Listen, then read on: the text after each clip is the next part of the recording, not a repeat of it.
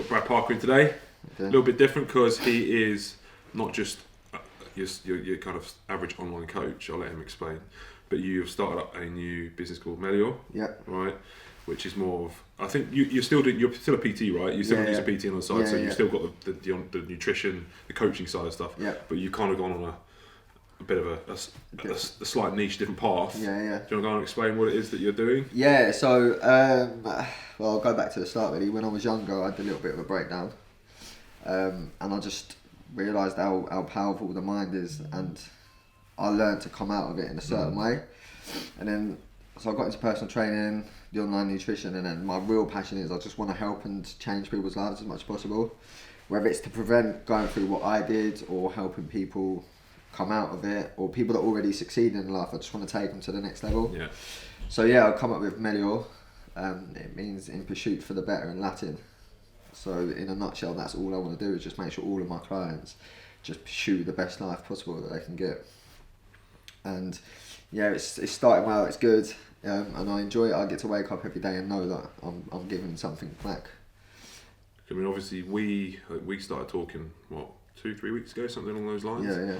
I mean, you're very much in the infancy stage. So the thing with Brad's business is, and we were just talking about off camera a minute ago, an online coach is pretty well known now. If you went back 5-10 years ago, people didn't really know what an online coach was. Nah. We had to educate people. Yeah. Everyone now in the fitness industry kind of knows what an online coach does, how it works, what the process is. So people know what they're kind of getting into bed with, so to speak, when they hire an online coach. Yeah.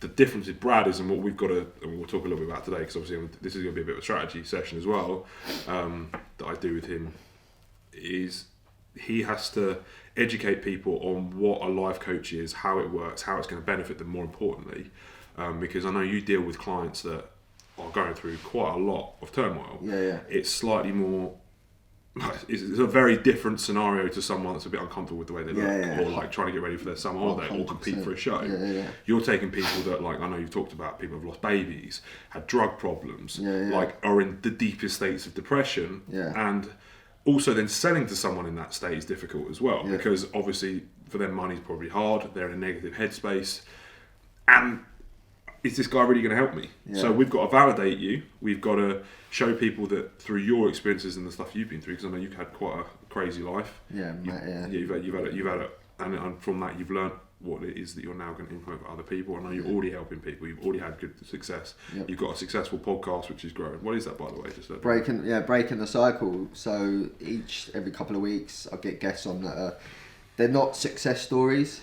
They're not the finished article all the time. It's people that are going through stuff as well, and then they talk about their process. So I've had a couple on that lost a baby, drug problems, gambling addicts. What's going on in society at the moment. I want to be able to cover and just get to everyone. Because when you go through stuff, you get lost in your head that you're the only one going through it, and you can't become so secluded. But it's not the case. There's a lot of people struggling. So I just want to get as much awareness out there as possible. Right. So I mean, diving into strategy with the podcast, have you got people lined up for that going forward? How are you doing that, mate? Have you got a studio? I mean, you said you got a studio, haven't you? No, basically I'll rent a place. You rent a place? I rent a place to do it, yeah. So that's the thing, it cost me like 60-70 quid every podcast out of my own pocket. Right, and have you got enough people locally to bring on? Yeah, I've got guests. I've got literally the rest of the. So I've got one later on today. A girl that started a narcissistic Instagram page to help girls going through stuff. Okay. So we're there. So it's not guests. It's guests from all over, not just locally, that I get in touch with. I'll reach out on Instagram and say, look, I've got this. Would you like to spread awareness a bit for it? And Right. So with advice with that as well, I presume a lot of these people have half decent followings as well. Right. Yeah. So from a selfish standpoint, a bit of advice: when you produce content to promote that particular podcast, always bear in mind that people will always share stuff that shows them in the best light. So what people tend to do is, right, they'll do a podcast themselves and they'll fire it over to the person who did it with, and it'll be like a highlight reel from you, for example, where they're like, well, why the fuck would I put that on my social media? That'll make me look very good. It makes Brad look insane. But if you want awareness, get your media guys or yourself to crop the bits to make them look really good. They'll then share it, which will benefit you more, right? So this is one little tip that I get a lot of people to bear in mind, is like, stop trying to make yourself look good when you're trying to get them to promote you. Yeah, 100%. Right, so go through it and then like chop out the best bits that make them look insane, and ultimately it'll only help you in the long run. Yeah, yeah. Because a lot of people are like, I need to make myself look. You'll look good on the podcast. Yeah, anyway. yeah. But go through and actually spend more time giving them marketing material to push your podcast and marketing material for you. We do that. I always make sure that there's a powerful breakdown bit of what they say in the podcast. So it's my mate who's just done one. He was talking about his drug problems, how he lost his relationship. I sent him that clip. He put that up on his story, and it literally just made him look so powerful on the hot seat. And then obviously people review it. Yeah, and he shared it. Quite often, mate. I've done it before, and I've got sent stuff, and it's just, why aren't you sharing it? So, I look great in that bit. Why don't you put it up? Doesn't work. You need to be, more so than an online coach, your typical online coach, be a leader. Yeah. So I know you are anyway, but like we need to triple down on positivity. Yeah. Because people in the darkest places, as you well know, will be seeking out light. Yeah, you're so right. And like when you're in that position, I think depression, I think, is a term that's thrown around really like loosely. I think everyone gets depressed, right? Yeah. Everyone has depressive periods, and they go through depression. Now, that doesn't necessarily mean that everyone has the same level of depression, but when people are down, everyone gets down. I don't care who you are, if you're Dwayne Johnson or whatever. It's not normal. Like you look at Tony Robbins, one of the most successful leaders out there. He still has coaches, and he still openly. Of course, everyone does. It's a human trait, right? Yeah. So, but if people in those states, and I've been in those states, and I have a lot of pressure, a lot of stress in my businesses, and I've been through periods of like massive loss, and when I see people that are like almost like a light, a beacon. Yeah. When you feel like that, you can't help but gravitate and magnetise towards those people. So you need to be that person on camera constantly, and like you need to lead from the front as much as humanly possible. So, in terms of, like I've talked before about 3 pillars of content, where you've got motivation, education, and lifestyle. Motivation being like geeing people up and keeping them going. No matter how you do it, might be a transformation in terms of like someone's like winning story. It could be just giving people something to think about that day that's positive. Education is obviously educating people how to maybe move from point A to point B. Yeah. So, like you say, maybe like mental techniques or like things you could do during the day, like structure. Like I'm not an expert on this, so this is your field. I'm just giving you like some and then obviously then lifestyle is what you're doing, how you're living your life. Because ultimately, one of the biggest factors of people hiring you will be you, right? Because people buy people. They want to buy into my brand. So you do a lot of stuff. I've seen, because obviously you have to go through your social media, obviously. You do a lot of stuff on education, you do a lot of stuff on motivation. It'd be nice to really go through maybe a little bit more of like, it's difficult at the moment, I know, because of lockdown, but more of the lifestyle stuff in terms of who you are, what you're doing day to day, how do you structure your day, how do you get out of bed, like, because you do a lot of the motivational stuff, it's like getting everyone going, but it's like, who are you? Who's Brad? And it's mad you said it, because I do need to be more personal in my stuff, and I've known that is it. But then I also get a little bit, because it's lockdown, would people want to see me just flying about all day? Stop you right there. Stop worrying too much about producing content for someone. And just be you, be authentic. Because look, at the end of the day, if people, and I say this all the time, if people don't like who you are and what you're about, they would never hire you anyway. No. So don't be scared. I mean, within reason. I mean, if you're doing something that would really upset people, maybe I won't do that. That's what I mean. I've got no filter sometimes. Right. Yeah, okay, but that being said, if they hire you, you're going to have no filter. Yeah. So they're going to regret having hired you. Yeah. But people need to know who you are, and this is really important with this industry, because you're going to be working with them very closely on some very, very like sore subjects or very personal, secretive subjects. So why on earth would they open up to you if they don't feel like they can trust you and know who you are? So I think it's ultra important, not just to be an educator, but to be super, super personable. More so than an online coach. Because you need people to open up to you in their deepest secrets, their biggest pain points, the stuff they don't like to talk to anyone about. They don't even like to think about themselves because it's so painful. Yeah, massively. I've done that on a podcast. I literally just sat there for, I think it went on for about an hour, and I just opened up about everything. That's fine, but you need to be doing it daily now. Like almost, you need to be like reminding people who you are, what you're doing, and just showing people your life. Yeah. And like more so than anything, show your process of helping other people. So every time you're with someone, I'm with Brad right now. If they allow you to talk about it, obviously, talk about how you're helping them, what they're going through, and people start to say, "Oh fuck, this guy, I need that in my life." And what you'll see is you won't.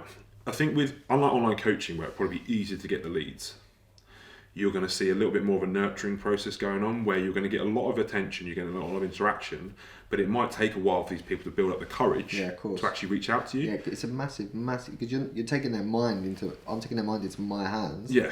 And their days now consist of what they've got to trust what I give them. So they've built up so many bad habits and etc. that they're scared of changing anyway, let alone a complete and utter stranger, then giving them the info to do it. It's a big risk rather than just getting something. I think two big take homes from today that we need to implement is firstly educating people what a life coach is and how you work. Yeah. I imagine every single life coach works differently and does different things. Yeah.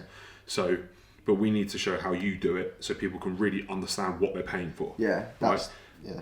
So I think that's something that I've obviously went through your stuff. I was like, we can hammer that more and more. Like we need to re-educate people. Well, not re-educate because people never really learned in the first place. No. I don't really know what all life coaches do. Yeah. You basically want it to be so fucking obvious when they go on, excuse my French, when they go onto your page and what it is, they can go, or maybe even make like a website page that explains it, or you do videos on it. That might be quite a good idea actually. If we make like just even if it's a one page with a few videos on breaking everything down. Everything down to what I do, yeah. So then you can say, look, if you don't quite understand it, either jump on a call with me, have a check out this page, and they know fully what it involves. So like, for example, for my mentoring, I have my page which basically breaks down like the whole model, what you're going to learn, how it works, who it's for, what you can expect out of it. Yeah. So then people go, right, now I know what I'm paying for. Yeah. Then, second thing to take away, more personability. We want to know who the hell you are, what you're about, and I want to start I'm either going to hate you or I'm going to love you. So if they hate you, cool. But the ones that love you, they'll invest in you. Yeah. I call it Marmite strategy. Yeah. I made that the other day. You want to be loved and you want to be hated. Yeah. If you're vanilla, no one will love or hate you, so no one will ever hire you. No, 100%. So don't be scared. Like I said, within reason. I mean, if you're being really like racist or doing something crazy like that, I know you're not like that. But if you were doing something that was like, okay, I probably shouldn't put that on social media. Don't put it up. But within reason, 99% of stuff you do, don't think about, oh, am I going to upset someone? Yeah. It needs to be like, well, this is me. No, 100%.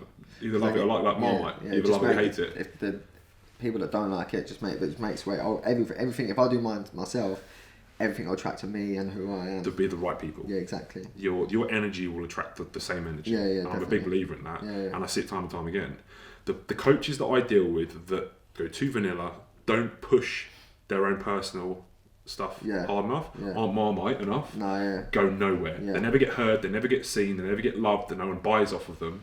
Because they haven't got anything going for them. No. You want to keep people intrigued, and like I always do, the best example I can give, and it's a bit like obviously it's quite contextually relevant. It's like Trump. The guy ended up president of the United States. He's probably one of the most hated men on the planet. But people loved him. He didn't care because he only needed a certain amount of people to love him. And they were so like violently backed him. He got into power. Obviously, I don't know what else he did to get into power, but my point being is like. That man said things on Twitter like you think, right, he should be putting that up. Like he really put stuff up. He only got banned from Twitter. But point being is, it didn't hurt his brand. No. It only strengthened it. Yeah, definitely. And you need to be Marmite. And I think for people to love you and actually open up to you, they need to be like, I really get on with. I can really see myself working with this guy. Resonate with you. And if they can't, then they're not the right fit for you anyway. No, definitely. So don't be scared of that. So what are your kind of plans?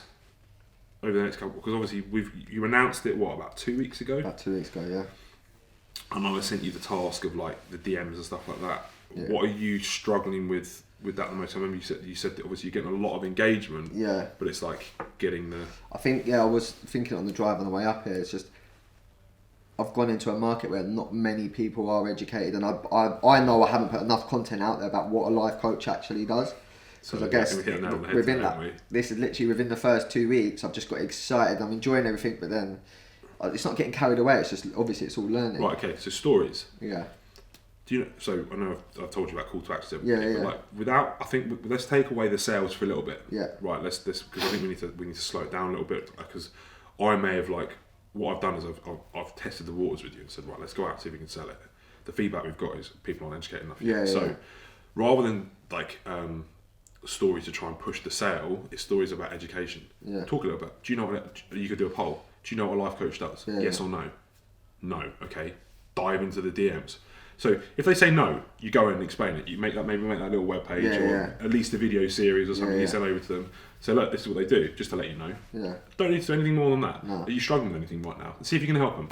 If they say yes, hey bro, like just out of interest, what do you think a life coach is? Because they might have it completely wrong. Right? So then you're like, nah, actually, it's this. This is how I work. Because they might have said, yeah, well, I've had a life coach before and they're crap because of X, Y, Z. And you're like, well, actually, no. This is actually how it works. Then all of a sudden you've got potential leads on the go that can then follow you and whatever else. So I think that's key for you. Really educate. Yeah, it's just getting the penny to drop. Get the penny to drop. I mean, and I want to see it as well. And I want you to fully educate me because I'm still a little bit grey about how it works. I know exactly what it is you're doing, but I don't know the actual processes internally. Because I know we talked about task system setting up that kind of stuff, and then all of a sudden people go, I see how this works. I know how it like. Yeah, so I've got a couple of clients at the moment, and it's basically just rewiring the bad habits that they've got, teaching people how to fall in love with themselves. It's not all image, it's not all that. It's how we feel deep down. So they'll get a task list, and then by the end of, so we have a call once a week. They get a task list that they need to do. They get a morning routine, an evening routine. I want to know how much sleep they're having, how much time they're spending on their phone. If they've got another passion of income, are they spending more time on their phone than they are on that? And I really break down and get into their mind of what they're doing at the moment. And then I just basically coach. So I give them the tools to coach them to be able to get their dream. Okay, another thing to do then. Same we're doing with me right now. Sit down with one of your clients, right, and go through a strategy session with them. Okay. And then show people how it works. Yeah. So take Dave, for example. I don't know his name, right? But take one of your clients. Yeah. Sit down if he's happy to. Yeah. Sit down in front of the camera and go for a strategy session. Right. Okay. And then people can see, this is how it works. Yeah. Right. So from people that are looking at mentors now, they can see how I'm helping you, and they go, okay, that's what I need, or that's not for me. Cool. Either way, I've done my job. I've filled out the people that don't need my help, and people that do need my help know how it works. So I've shown them there's a reason we're doing this video, because I wanted to kind of explain, and obviously you're doing life coaching, so for any other life coaches out there, it's a bit more beneficial to them as well. So that would be a big advice of mine as well. Sit down with one of your clients when you can, and go through it. Right, okay. So not only are you then telling people how it works, you're literally showing them. The process is literally in front of you. And I do a lot of work with even like e-commerce companies or like kitchen fitters and stuff like that. I'm like, don't just show the end product. Show how you build it. Show the factory. Show you running around to different places and talking to suppliers. That's real. People are like, I can really empathise and relate to that company now. People don't always put up a logo and that's kind of what you see. So what's going on behind the closed doors? You've got Melior, but what is Melior? Who is Melior? Who are the people behind it? I have felt that this week. It's just I've been putting stuff out there and then, let's say, like screenshots from clients, how well they're doing it, but I'm not showing how they're getting to that stage. The process. The process is huge. So we need to do process, kind of re-educating or educating people under the thing, and who is Brad. I think that's what we need to do over the next couple of weeks, and we'll kind of regroup and then kind of talk from there. Definitely. About, so what I'll do is update your task system. We'll kind of get some targets in there, but I think more than anything, you kind of know what you're doing now. You're very good on camera, so I mean, you need to run with that. You know, you're more happy to talk. Massively. About. It's a passion, so I love it. I just see it as normality. I mean, the actual, I call it macro content. You know, the big pieces that you're doing with the podcast and stuff. I can't critique that at all. That's perfect. But you're not showing the bits where. So like, what you go imagine is people they look at you. Always imagine, go, what is okay? So let's say it's called Dave. I always call him Dave. For some reason. Dave is like my dream audience, right? Dave is my go-to. Don't know why. Dave is my dream audience. He's watching my stuff. He's looking at my social media. What is stopping Dave from reaching out to me, or at least hire? Like, what objections does Dave have about me? And whenever I'm doing it for work for an agency or for myself, I'm constantly putting myself in their shoes and thinking, what am I missing from my content that would make him think I'm not quite sure? And then sometimes you need to ask other people. So like, look at my content and say, right, what am I missing? What am I doing? What does Dave need to see to reach out to me? And then like you start plugging holes, because your big podcasts are great. You're getting awareness and attention. Cool, Brad can talk really well on the podcast, but is he really legit? Can he actually do what he's saying he can do? Walk the walk. Because you're a good talker. Let's be honest. We know you can talk, right? But can you walk the walk? I know you can, but you need to show people that. I need to prove that to other people. Yeah, definitely. And I think this will all start clicking, and then we'll refine your content based on the engagement and the feedback we're getting, and listen to what people are saying in the DMs. Like, they'll tell you, like, ask, and don't be scared of asking people, like, is there anything about me that you puts you off from hiring me? Yeah. Just ask. Yeah. It won't hurt the chance of you hiring. No, it's just going to benefit me. It'll benefit you because you need feedback right now. Yeah. I need feedback to help you as well. Yeah. So ask the question. Okay. That's just like, so for example, with like supplement like I've worked for a supplement company and stuff like that. We send out samples. Yeah. And I'll blanket email everyone and just say, hey, I hope you enjoyed the sample. Like, just out of interest, is there anything about the product that you dislike, that would improve? Yeah. Like, just be really helpful for us. Yeah. I like constructive critique because then I can improve. Yeah, 100%. And a lot of people wouldn't mind if you said, look, just as a bit of general feedback from me to improve. Yeah. Is there anything X, Y, and Z? You should be doing that every month anyway. Yeah. Even if you're making millions of pounds a year, you still need to do that because I just dropped a video on YouTube, plug, like yesterday about improving your service. Yeah. If you're not improving your service constantly from feedback, you will ultimately get overtaken. Yeah, of course you will. It's like watering a plant. And all you need to do is ask for feedback. Yeah. The customer is always right. Yeah. Because the customer is the one with the problems that you're trying to solve. And if you're not fulfilling their needs, yeah, you're dead in the water. No, 100%. 100%. And I do everything you've said. I've literally probably this week I've just been thinking about like what do I need to add. Yeah. And it's definitely the brand's there. Got the brand. But in a nutshell, no one really, because someone did message me, so like, what is it you do? Yeah. And then I had feedback. Yeah, exactly. Yeah. So I had to break it down, and then there was a conversation with her, and then she was struggling with how she feels about herself. And then when I spoke to her about everything, went really well. And then it's just, again, I want everyone to come onto my page and learn that straight away. But don't be scared of reiterating it over and over. Yeah, and you might be sometimes feeling like you're banging head, like you're just like Groundhog Day doing the same thing over and over again. But people need to keep hearing it, and you're going to have new followers coming on that don't know. No, exactly. So keep going on about your stories. This is what we do. This is how I do it. Even have a graphic set up, so like a story graphic that maybe outlines what you cover on the course. So you can just drop that every now and then. Yeah. This is what a life coach does. This is how it works. Yeah. Click the link in my bio to go and understand what we do. And right. So and you can just keep doing it. Yeah. So maybe a couple of times a week, you just reiterate what a life coach is, how you can help people.